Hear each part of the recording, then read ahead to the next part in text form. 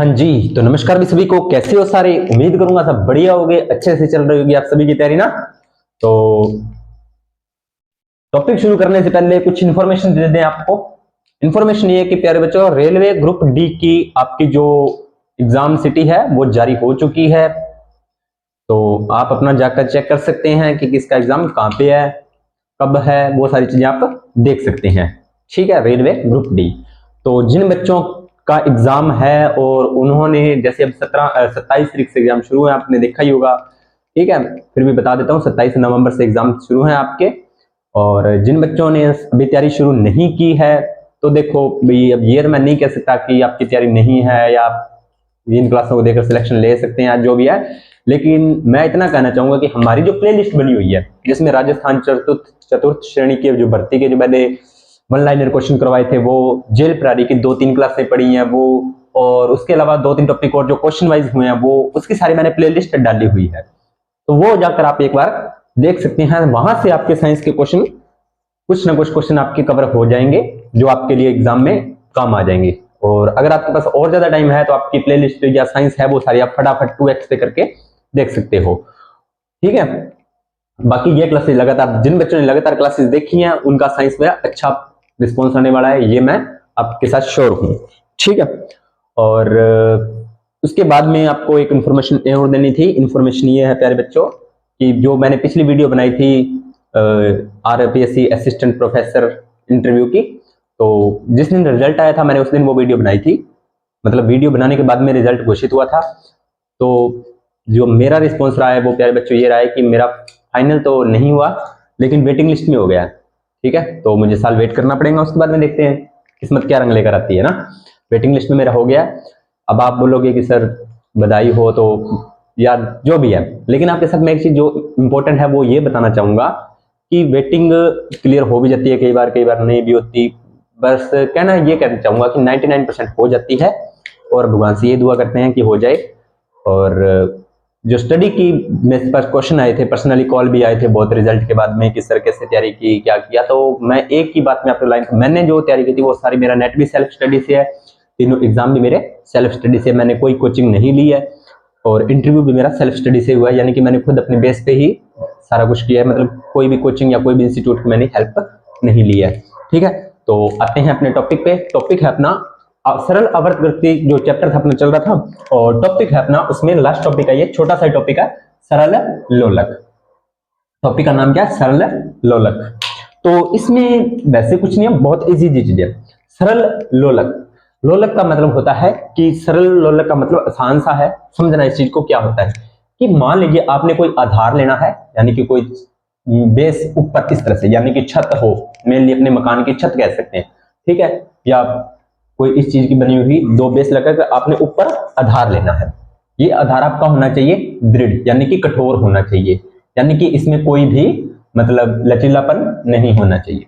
पहली बात तो आपके पास ये हो। दूसरी, आपके पास एक रस्सी हो। क्या हो आपके पास? एक रस्सी।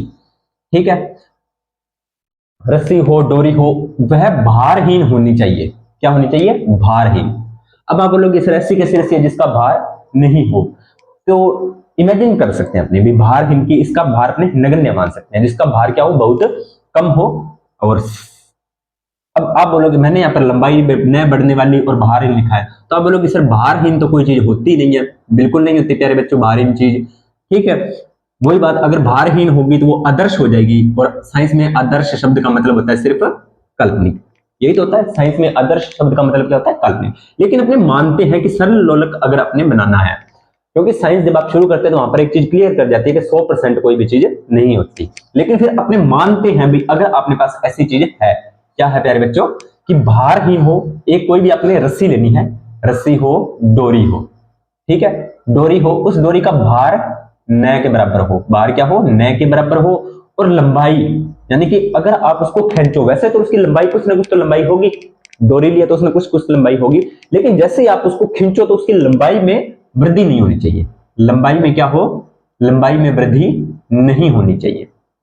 ठीक है, ये 2 कंडीशन। पहली कंडीशन, दृढ़ आधार होना चाहिए, भारहीन यानी कि बिना भार वाली डोरी, और उसकी लंबाई में भी वृद्धि ना हो। ठीक है, डोरी हो, और उस पर आपने एक ठोस गोला लगाना है, या ठोस दृढ़ गोला लगाना है या भार लटकाना है जो कि उसका कुछ ना कुछ भार हो, दृढ़ हो। ठीक है, अब भार है तो सीधी सी बात है उसके अंदर ग्रेविटेशनल जो आपका गुरुत्वीय त्वरण है वो उत्पन्न होगा। क्लियर है इतनी चीज, गुरुत्वीय त्वरण उत्पन्न होगा जिसे कि अपने जी से प्रेजेंट करते हैं। अब देखो क्या बोल रहा है कि ये होता है हमारा सरल लोलक, इतनी चीज, यानी कि आपके पास दृढ़ आधार हो, ऐसी डोरी हो जिसका भार न के बराबर हो और उस डोरी में अगर खींचे तो उसकी लंबाई में वृद्धि नहीं होनी चाहिए। अब आप क्या करो, इस दृढ़ आधार के साथ इस डोरी को इस तरह से बांध दो, बांध दिया, और उस डोरी के अंतिम सिरे पर आप कोई ना कोई एक भार सहित पिंड यानी कि कोई भी भारी पिंड लगा दीजिए जिससे डोरी टूटे ना, जिससे डोरी आपकी ना टूटे। ठीक है, आपने ये पिंड लगा दिया तो ये जो सारा बना हुआ सिस्टम है ये इसे बोलते हैं आपको सरल लोलक। क्या बोलते हैं इसे? सरल लोलक। इतनी बात क्लियर। अब ये सरल लोलक क्या है? बिल्कुल साम्य स्थिति में है। क्या है? बिल्कुल साम्य स्थिति में है। जैसे ही आप, अब यानी कि बिल्कुल साम्य स्थिति में है, इसमें कोई भी गति नहीं हो रही। अब देखो तो आपको गति क्या होगी इसकी? ऐसे ऐसे ऐसे ऐसे ऐसे तो गति होती है। अब ये बिल्कुल साम्य स्थिति में, कोई भी इसके अंदर गति नहीं है। आपने क्या किया, साम्य स्थिति से, कौन सी स्थिति से? साम्य स्थिति से विस्थापित करने पर जैसे ही आप उसे साम्य स्थिति से हटाओगे, यानी कि उसको साम्य स्थिति से उसे विस्थापित करोगे, तो वह गति करने लगेगा। बिल्कुल सही बात है, यानी कि ये यहां है, आपने यहां से इसे यहां लेकर गए तो वापस से छोड़ोगे तो यहां आएगा, यहां से करिए यहां आएगा। इस तरह से क्या हो जाएगा, ये लगातार गति करने लगेगा जब तक कि उसके अंदर प्रत्यानयन बल वो गति को रोकता है। ये मैंने आपको चीजें बता चुका हूं। ठीक है, तो ये जब तक गति करता रहेगा तो वो क्या गति आपकी क्या कहलाती है?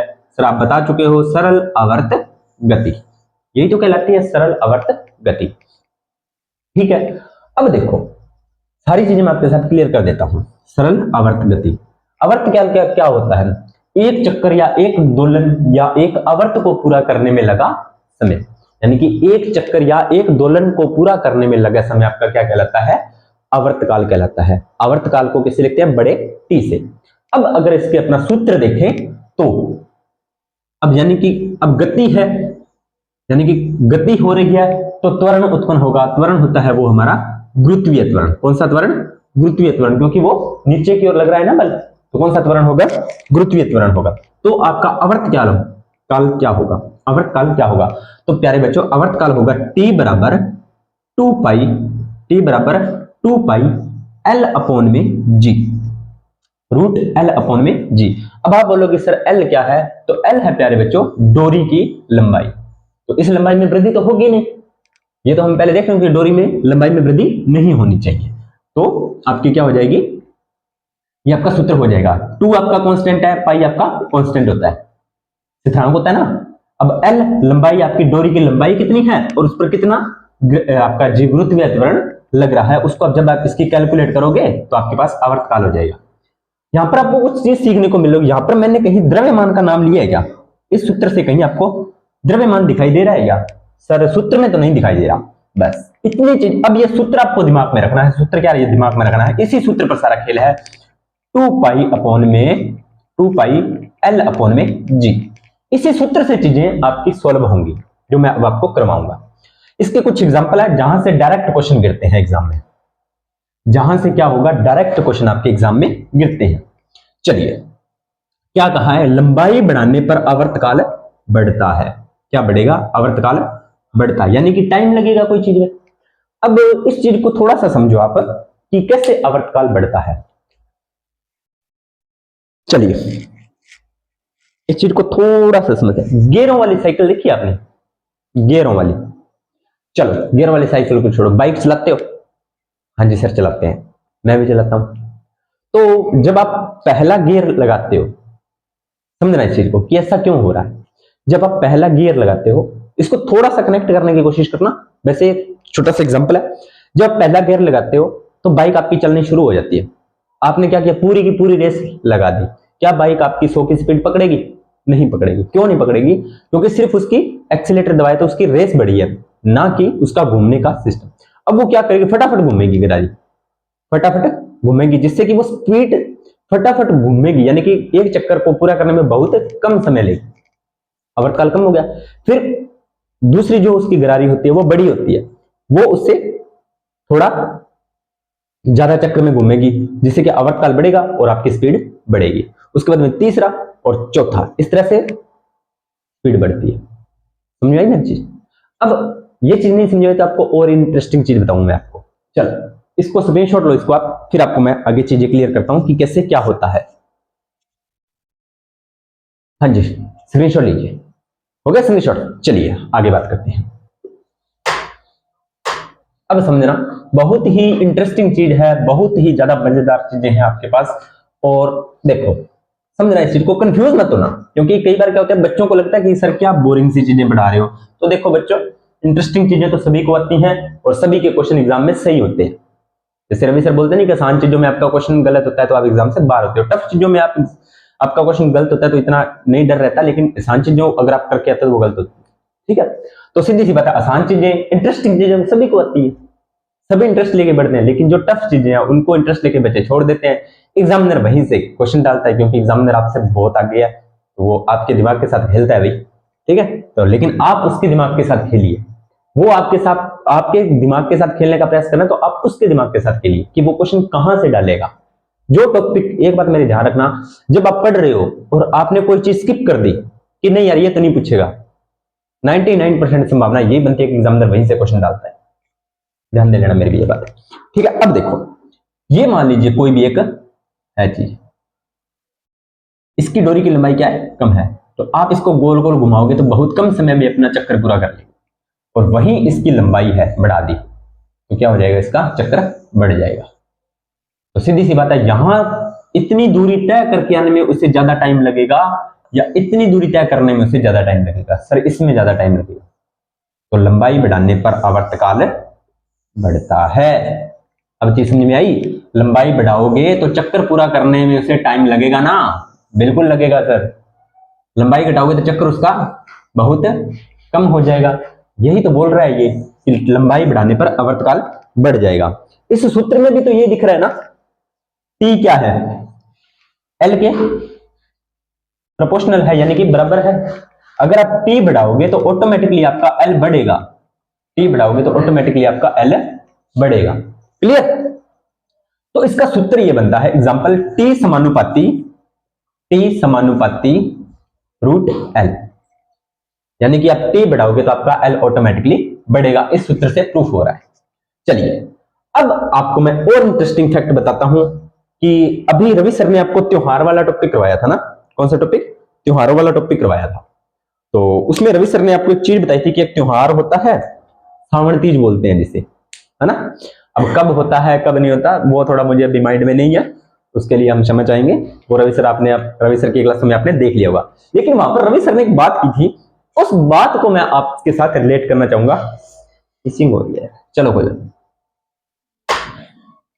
अब देखिए, ये त्योहार ज्यादातर राजस्थानी कल्चर में आता है, राजस्थानी कल्चर में आता है। तो राजस्थानी कल्चर में इस त्योहार में क्या होता है, या तो नवविवाहित या जो युवा लड़कियां होती हैं, किशोरावस्था में जो लड़कियां होती हैं, वो क्या करती हैं, गांव के या खेतों में बड़े पेड़ के नीचे झूला डालती हैं, यानी कि झूला बनाती हैं।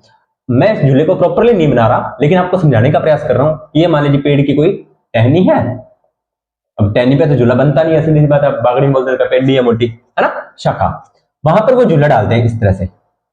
ये उन्होंने झूला बना लिया, ठीक है, झूला बना लिया, ठीक है सर बना लिया। ये वहां पर इन्होंने बैठने की जगह बना ली। तो होता क्या है कि कोई लड़की झूला झूलते झूलते खड़ी हो जाती है, तो गुरुत्वीय केंद्र ऊपर उठ जाता है और प्रभावी लंबाई कम हो जाती है और आवर्तकाल भी उसका क्या हो जाता है, कम। इस चीज को समझिए। ये मान लीजिए कोई लड़की है, क्योंकि लड़कियां झूला झूलती हैं, तो लड़कियां ये झूला झूल रही है, तो उसने झूला झूलना स्टार्ट किया, यहां से यहां झूला आ रहा है, यहां जा रहा है, यहां आ रहा है, यहां जा रहा है, यहां आ रहा है, यहां जा रहा है, यहां आ रहा है, यहां जा रहा है, झूला झूल रही है, ठीक है, आराम से। अब झूला झूलते झूलते बागड़ी में या पंजाबी में बोलते हैं पींग चढ़ाओ, पींग सुना होगा ना। तो लड़कियां पींग चढ़ाने का मतलब क्या होता है, वो इस लड़की यहाँ पे खड़ी हो जाएगी, इस टाइम क्या हो जाएगी, खड़ी हो जाएगी, यहां पर वो खड़ी हो जाएगी। तो पहले उसका ग्रेविटेशनल गुरुत्वीय केंद्र था जो यहां था इस पॉइंट पे, अब वो गुरुत्वीय केंद्र आ गया है यहां पे। तो देखा जाए तो रस्सी की प्रभावी लंबाई कम हुई। गुरुत्वीय केंद्र अपने जो सरल लोलक बनाया था, ध्यान से देखो तो यही तो बनाया था कि ये उसकी प्रभावी लंबाई है। अब आप बोलोगे सर लंबाई हमने रस्सी की लंबाई में कमी नहीं की। अरे रस्सी की लंबाई में कमी नहीं की। देखना कि लड़कियां जब बैठ के झूला झूलती हैं तो यहां पर वो अपने हाथ पकड़ती हैं, यानी कि वो अपने बॉडी का जो गुरुत्वीय केंद्र है वो यहां तक रह जाता है, ठीक है। लेकिन जैसे ही वो खड़ी हुई तो अपने हाथ वो यहां पर रख लेती है, इस तरह से ऊपर, यानी कि खड़ी होती है तो हाथ अपने बराबर रखते हैं। अब पूरी बॉडी का जो गुरुत्वीय केंद्र है वो कम से कम यहां पर आ जाएगा। अब गुरुत्वीय केंद्र से दृढ़ आधार की जो लंबाई है वो कम हुई है या नहीं हुई? कम हुई है या नहीं हुई? बिल्कुल हुई है, क्योंकि उनकी प्रभावी लंबाई क्या होगी? कम हो गई। यानी कि अब ग्रेविटेशनल पॉइंट जो है, जो आपका गुरुत्वीय केंद्र है, वो यहां पर है। ध्यान से समझो इस चीज को कि जो पहले जो उनका गुरुत्वीय केंद्र था वो नीचे की तरफ था, यानी कि जहां पर रस्सी खत्म हो रही थी, यहां पर पिंग बंधी हुई थी, यहां पर था। लेकिन अब उनका गुरुत्वीय केंद्र यहां पर आ गया। गुरुत्वीय केंद्र यहां पर आया तो अब प्रभावी लंबाई आपकी ये रह गई, इतनी। प्रभावी लंबाई में कमी, तो सीधी सी बात है क्या होगा? आवर्तकाल भी क्या हो जाएगा? कम। यानी कि उनकी जो पिंग होगी या उनका जो झूला होगा वो तेजी से गति करेगा, तेजी से गति करेगा। पहले वो गति यानी कि झूला था वो धीरे धीरे चल रहा था। और एक चीज और नोटिस करना, पहले झूला यहां तक जा रहा था देखा जाए तो, लेकिन जैसे वो खड़ी होकर झूला झूलती हैं तो वो झूला बिल्कुल सिरे तक जाता है, यहां से यहां तक, इधर बिल्कुल सिरे तक जाने का प्रयास करता है वो झूला, ठीक है। और ऊपर से यहां जब वो झूला झूल रहे थे उस झूले की स्पीड क्या थी? कम थी। और यहां पर झूले की स्पीड क्या हो जाती है? ज्यादा हो जाती है। स्पीड क्या हो जाती है? ज्यादा हो जाती है। तो कोई लड़की झूला झूलते झूलते खड़ी हो जाए तो गुरुत्वीय केंद्र ऊपर की ओर उठ जाता है, यानी कि पहले गुरुत्वीय केंद्र यहां था, अब गुरुत्वीय केंद्र यहां आ गया, यानी कि गुरुत्वीय केंद्र क्या हो गया आपका? ऊपर की ओर उठ जाता है। प्रभावी लंबाई में क्या आ जाएगी? कमी आ जाएगी। पहले इसकी प्रभावी लंबाई ये थी, अब इसकी प्रभावी लंबाई ये हो गई है। प्रभावी लंबाई में क्या आ गई? कमी आ जाती है। तो आवर्तकाल भी आपका क्या हो जाता है? कम हो जाता है। और झूला जल्दी दोलन करेगा, यानी कि झूला क्या है? स्पीड से दोलन करेगा। पहले झूला आराम से झूले जा रहे थे और अब झूला तेजी से गति कर रहा है। पहली बात क्लियर। अब दूसरी कंडीशन में क्या होता है कि झूला झूले जा रहा है आराम से, झूला वो लड़की अकेली है जो झूल रही है, ठीक है। ये झूला बनाते हैं और वो लड़की क्या आराम से अकेली बैठी यहां पे झूला झूल रही, कभी इधर जा रहा है। एक लड़की और आती है कि मन इस आगे बिठा ले, मुझे भी पास में साथ में बिठा ले। वो कहती है कि चल आजा। अब ये दो लड़कियां बैठ गई। अब दोनों लड़कियां बैठी हैं तो भार में वृद्धि हुई? बिल्कुल हुई है, भार में वृद्धि हुई है। द्रव्यमान देखो, भार में वृद्धि हुई, भार में चेंज हुआ है लेकिन द्रव्यमान में चेंज नहीं हुआ। तो इसमें द्रव्यमान का तो नाम ही नहीं है। तो ये झूला जैसे पहले चल रहा था ना वैसे ही चलेगा, यानी कि अकेली लड़की जितनी स्पीड से झूला झूल रही थी उतनी स्पीड से ये दोनों झूला झूलेगी, ठीक है। उतनी स्पीड से ये झूला झूलेगी। तो टी यानी कि आवर्तकाल पर कोई प्रभाव नहीं पड़ेगा, द्रव्यमान पर निर्भर नहीं करता। कौन? जो आपका आवर्तकाल है, यानी कि इनका जो आवर्तकाल में कोई कमी, यानी कि जब अकेली लड़की वो झूला झूल रही थी, जब उसे एक यहां से लेकर यहां तक पहुंचने में जितना टाइम लग रहा था, जब वो लड़की अकेली थी यहां से यहां तक पहुंचने में मान लीजिए उसे 20 सेकंड लग रहे थे, मान लेते हैं अपने 20 सेकंड तो ज्यादा हो गए, 2-3 सेकंड मान लेते हैं, यानी कि 4 सेकंड मान लेते हैं, 4 सेकंड उसे लग रहे थे। तो जब वो दूसरी लड़की इसके साथ में बैठेगी ना तो भी इसे 4 सेकंड ही लगेंगे। क्या लगेंगे? सिर्फ 4 सेकंड ही लगेंगे। कितने सेकंड लगेंगे? 4 सेकंड। ये बातें बोल रहा है कि द्रव्यमान पर निर्भर नहीं करता।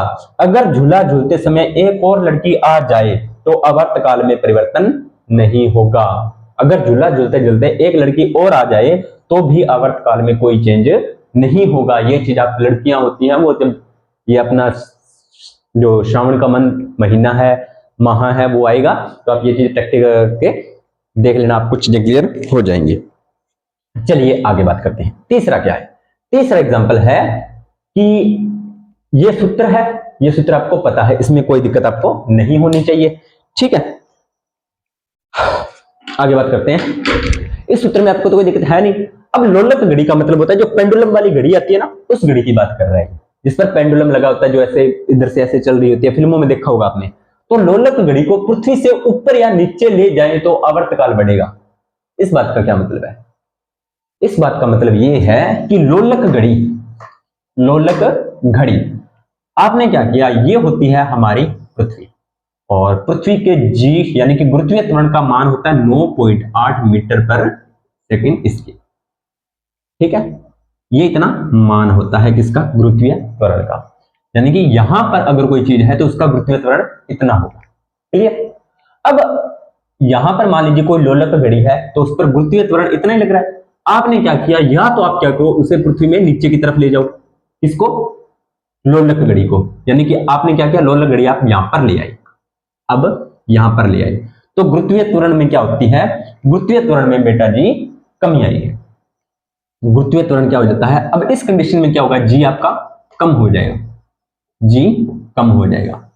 और अगर आपने यहां से लेकर यहां तक गए, यानी कि अब आपने लोलक घड़ी यहां लेगी, तो भी आपका जी क्या हो जाएगा, कम हो जाएगा। ठीक है, इतनी चीज क्लियर हुई। लोलक घड़ी पृथ्वी से ऊपर ले जाने, ऊपर या नीचे ले जाए तो आवर्तकाल बढ़ेगा। चलो इस सूत्र से देख लेते हैं। इस सूत्र से आपको कुछ एक चीज क्लियर हो रही होगी। क्या मैं इसको इस तरह से लिख सकता हूं? बिल्कुल लिख सकते हो सर। क्या बोला है, गुरुत्वीय त्वरण आपका कम होगा तो आवर्तकाल क्या हो जाएगा, आपका बढ़ेगा। गुरुत्वीय त्वरण कम, आवर्तकाल आपका बढ़ जाएगा। ग्रेविटेशनल जो आपका गुरुत्वीय त्वरण है, ये तो लिखा है, ऊपर ले जाते हैं। तो आपने जो गुरुत्वाकर्षणवाद जो मैंने आपको चैप्टर करवाया था, उसमें मैंने आपको ये चीज बताई थी कि अगर आपका गुरुत्वीय त्वरण कम, अगर आप पृथ्वी से या तो ऊपर चले जाओ और या आप नीचे आ जाओ, तो भी आपका गुरुत्वीय त्वरण होगा, उसका मान कम होगा। गुरुत्वीय त्वरण का मान कम हुआ तो आवर्तकाल बढ़ेगा, यानी कि घड़ी की जो पेंडुलम है वो धीरे धीरे गति करेगा, धीरे धीरे गति करेगा तो घड़ी क्या हो जाएगा, घड़ी हो जाएगी प्यारे बच्चों सुस्त। क्या हो जाएगी, सुस्त। अगर एग्जामिनर क्वेश्चन बनाना चाहे तो ये बना सकता है कि पृथ्वी, अगर किसी एग्जामिनर आपसे क्वेश्चन बनाए तो ये बना सकता है कि अगर किसी लोलक घड़ी को पृथ्वी से ऊपर या नीचे ले जाते हैं तो घड़ी की स्पीड क्या होगी, घड़ी की स्पीड क्या होगी, तो आप बोल दोगे कि सर घड़ी की स्पीड कम हो जाएगी। फिर वो पूछ रही आवर्तकाल पर क्या प्रभाव पड़ेगा, तो आप बोल दोगे सर आवर्तकाल बढ़ जाएगा। क्लियर। अगर वो रीजन पूछ ले क्या है कि ऐसा क्यों होता है, तो आप बोल दोगे कि सर ये इसलिए होता है क्योंकि पृथ्वी से ऊपर या नीचे जाने पर जो आपका गुरुत्वीय त्वरण है वो डाउन जाता है। क्लियर। यहां तक किसी भी बच्चे को कोई प्रॉब्लम नहीं होनी चाहिए। चलिए आगे बात करते हैं। अगर लोलक घड़ी को उपग्रह पर ले जाए तो भारहीनता फील होगी। क्या कहां पर ले जाए, उपग्रह पर ले जाए, उपग्रह पर लोलक घड़ी को ले जाए तो भारहीनता होगी, क्योंकि आपका भारहीनता महसूस होगी, यानी कि आपको कोई भी भार फील नहीं होगा। जी हो जाएगा आपका जीरो, यहां पर भारहीनता होगी, जी आपका हो जाएगा जीरो। भारहीनता का मतलब, अब देखो भार का मतलब क्या होता है, एफ बराबर एम जी, यही तो होता है। अब जीरो है, जी क्या है आपका, जी बराबर जीरो। अब एम चाहिए आपका कितना ही है, एम जीरो जीरो, तो आपका एफ जीरो, एफ जीरो यानी कि भारहीनता। एफ बराबर एम जी होता है, एफ बराबर एम जी होता है। अब मान लीजिए एम है द्रव्यमान, जी है आपका ग्रेविटेशन, एफ यानी कि यहाँ पर भार की बात हो रही है, जो हमारा नॉर्मली भार होता है ना, वेट, उसकी बात हो रही है। तो भार होता है वो एक प्रकार का बल होता है, ये बात मैं आपको बता चुका हूं। ठीक है, अगर इसको आप सॉल्व करते हो तो चाहे आपका द्रव्यमान कितना ही है, अगर वहां पर ग्रेविटेशनल जो आपका गुरुत्वीय त्वरण नहीं जीरो हुआ ना, तो आप पर कोई भी आपका द्रव्यमान जो आपका भार है वो जीरो होगा। तो अब भार जीरो है, ग्रेविटेशनल जो आपका ये जी गुरुत्वीय त्वरण जीरो है, तो टी क्या हो जाएगा आपका, टी आपका इन्फिनिटी हो जाएगा, यानी कि अनंत हो जाएगा और घड़ी काम नहीं करेगी। टी का मान अपने पास कुछ नहीं होगा, अनंत होगा, तो घड़ी आपकी काम नहीं करेगी। क्लियर। चलिए आगे बात करते हैं। पांचवी कंडीशन क्या है, गर्मियों में लोलक की लंबाई बढ़ जाती है। गर्मियां जब सर्दी आती है, लोलक की लंबाई बोला है ना कि, अब देखो इस चीज को थोड़ा सा समझो, कंफ्यूज मत होना, थोड़ा सा पेशेंस रख के करना, बहुत ही इंटरेस्टिंग फैक्ट है। और यहां से क्वेश्चन मैं लिख के दे रहा हूं, अगर सरल गति से वो क्वेश्चन डालता है तो इन्हीं 5-6 बातों में से क्वेश्चन डालता है, और उसके पास कंसेप्ट भी नहीं है क्वेश्चन डालने के लिए। अगर वो क्वेश्चन बनाता है ना, तो यहां से क्वेश्चन बनाएगा बनाएगा श्योर टाइम। ठीक है, लैब असिस्टेंट में थोड़ा सा वो डेरिवेशन में जा सकता है। अगर थोड़ा सा वो 10th लेवल की साइंस की अगर अपनी बात करें तो उसके पास इन 5 बातों के अलावा इस टॉपिक में से कोई क्वेश्चन नहीं बनता। क्लियर। चलिए आगे देखते हैं।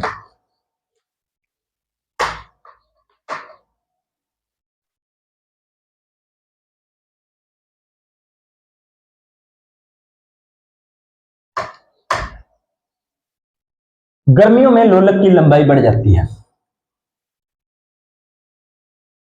इसकी ये हमारा सर लोलक की लंबाई बढ़ जाती है। क्यों बढ़ जाती है? क्योंकि गर्मियों में आपको पता है टेम्परेचर बढ़ता है, टेम्परेचर बढ़ता है तो कणों का प्रसार होता है, जिसकी एक हल्की सी लंबाई में फर्क आता है, लंबाई बढ़ती है। लंबाई बढ़ जाती है तो टी क्या हो जाएगा, लंबाई बढ़ेगी, लंबाई बढ़ी ही, यानी कि एल आपका बढ़ा, टोटल एल आपका बढ़ा, तो एल समानुपाती टी होता है, तो टी भी आपका क्या हो जाएगा, टी भी बढ़ जाएगा। अब आवर्तकाल टी बढ़ा है तो घड़ी क्या होगी, घड़ी सुस्त हो जाएगी। बस सर्दियों में इसका उल्टा हो जाएगा, सर्दियों में लंबाई क्या हो जाएगी, थोड़ी सी ठंड होती है, कणों का प्रसार कम, कणों का प्रसार नहीं होता, कणों क्या होते हैं, संपीड़ित आती है, कण पास पास आ जाते हैं, लंबाई में क्या आ जाएगी आपकी, कमी आ जाएगी।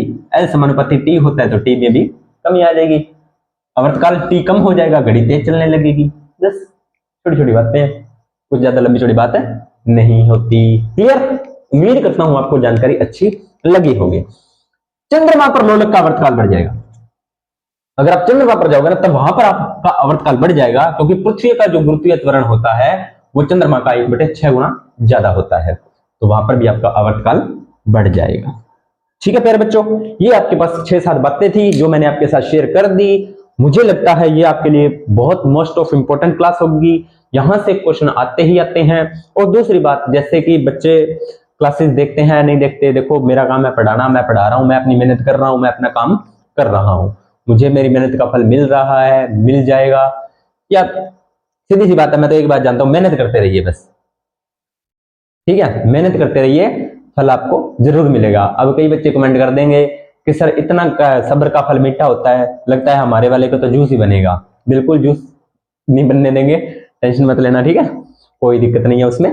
और अगला टॉपिक रहेगा आपका बहुत ही इंटरेस्टिंग भी हो सकता है, कई बच्चों को बोरिंग भी लग सकता है, अम्ल, क्षार और लवण। वहां से क्वेश्चन डाला ही जाता है। अब आप बोलोगे कि सर ऐसा कौन सा टॉपिक है जहां से क्वेश्चन नहीं डाला जाता, तो ऐसा कोई टॉपिक नहीं है जहां से क्वेश्चन नहीं डाला जाएगा। अगर ऐसा कोई टॉपिक होता जिससे क्वेश्चन नहीं डाला जाता तो भी मैं वो टॉपिक नहीं करवाता, क्योंकि जहां से क्वेश्चन नहीं आने तो इस पर करवाने का मतलब नहीं है। ठीक है, और आपके लिए खुशखबरी अभी छोटी सी ये है कि जैसे ही आपकी हिंदी कंप्लीट होती है तो आपकी साइकोलॉजी शुरू कर दी जाएगी। तो लैब असिस्टेंट वाले बच्चे जो तैयारी कर रहे हैं वो ज्यादा से ज्यादा इस क्लास को शेयर किया करो, ताकि उनका बेस है जो साइंस की ये क्लास देखो, उनका बेस क्लियर होगा। बेस क्लियर होते ही बाद में उनको तैयारी करने में दिक्कत नहीं आने वाली। यानी कि मैं जो क्लासेस करवा रहा हूँ वो आपकी लैब असिस्टेंट से रिलेटेड करवा रहा हूँ, यानी कि ये क्लास अगर आपकी देखी हुई होंगी तो आपको तैयारी करने में दिक्कत आगे नहीं आएगी। ठीक है, और डायरेक्ट आप सिलेबस उठाओगे तो मुझे नहीं लगता कि वो चीजें कवर हो पाती हैं। अब कई बच्चे बोलेंगे कि सर हमारा बेस स्ट्रॉन्ग है, बिल्कुल स्ट्रॉन्ग हो सकता है, लेकिन जो मैंने चीज फेस की है वो मैं आपको, जैसे मैंने फिजिक्स पढ़ाना 12वीं के बाद, फिजिक्स पढ़ना 12वीं के बाद छोड़ दिया था, तो जब मैंने शुरू की थी ना तो मुझे टफ लगा था एक बार, क्योंकि वो चीज बायोलॉजी में मुझे इतनी दिक्कत नहीं आती, लेकिन फिजिक्स में मुझे हल्की फुल्की दिक्कत आती है। ठीक है, केमिस्ट्री में इतनी दिक्कत नहीं आती क्योंकि उनके साथ मैं लगा रहता हूँ। और आप भी इन चीजों को अगर लगातार करते हो तो आपको चीजें फेस नहीं करनी पड़ेंगी, क्योंकि जो भी मेरे छात्र छात्राएं हैं, मैं ये नहीं चाहता कि जो चीजें मैंने फेस की हैं वो मेरे छात्र छात्राएं प्यारे बच्चे फेस करें। ठीक है, तो मिलते हैं नेक्स्ट क्लास के अंदर, तब तक आप सभी का धन्यवाद। और हाँ, इंटरव्यू वाली जो क्लास है उसको ज्यादा से ज्यादा शेयर करो, ताकि और लोगों को जानकारी पहुंचे, उन्हें भी पता लगे कि भी हाँ आगे आगे कैसे कैसे क्या क्या होता है। ठीक है, ज्यादा से ज्यादा उसको शेयर करो ताकि लोगों तक जानकारी पहुंचे भी हाँ ऐसे ऐसे भी कुछ होता है। ठीक है, बाकी जो आपको अच्छा लगे अपना अपना फीडबैक जरूर दिया करो क्लासेस के साथ।